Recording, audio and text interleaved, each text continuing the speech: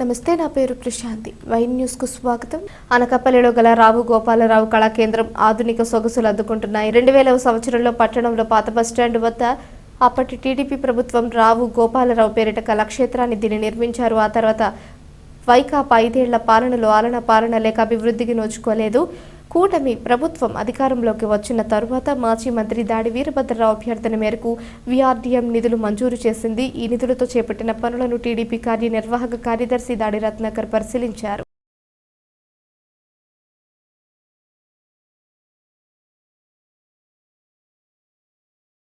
రావు గోపాలరావు కళా కేంద్రం అనకాపల్లి జిల్లాకే సాంస్కృతిక కార్యక్రమాల నిలయంగా దీన్ని తయారు చేయాలనేటువంటి ఉద్దేశంతో ఇక్కడ పాత బస్ స్టాండ్ కింద అంటే పాత ట్యాంక్ ఉండేది.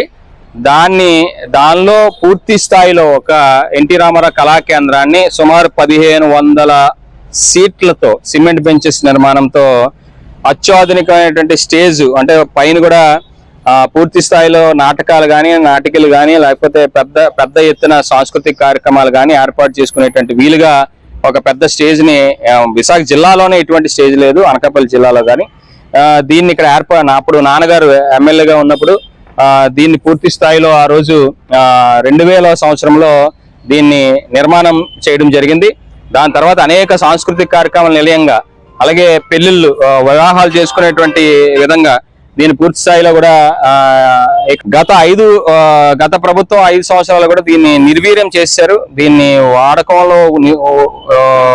వాడుకోని అవసరం లేకుండా పూర్తిగా గేట్లు మూసేసి ఇక్కడ బుకింగ్ సౌకర్యం లేకుండా దీన్ని పూర్తిగా నిస్తేజంగా పడేయడం జరిగింది.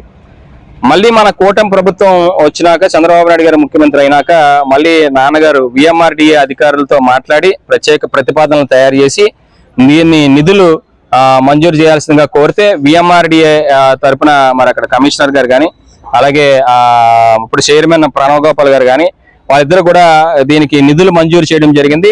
అదేవిధంగా ఇంకొక 74 లక్షల రూపాయలతో వెనకాతల స్టేజ్ వెనకాతలు కూడా గెస్ట్ రూమ్స్ అంటే పెళ్లిళ్ళు ఏమైనా చేసుకుంటే లేదా పెద్ద కార్యక్రమాలు చేసుకున్నప్పుడు కూడా వాళ్ళు ఎవరు ఇక్కడ ఉండడానికి పెళ్లి కూతురు ఉండడానికి వసతి గదులు లేవు కాబట్టి దానికైనా వెనకాతల సూట్ రూములు కానీ వాళ్ళు ఉండడానికి విడిది గృహాలు కానీ వెనక ఒక ప్రత్యేకమైన బ్లాక్ స్టేజ్ వెనకాల.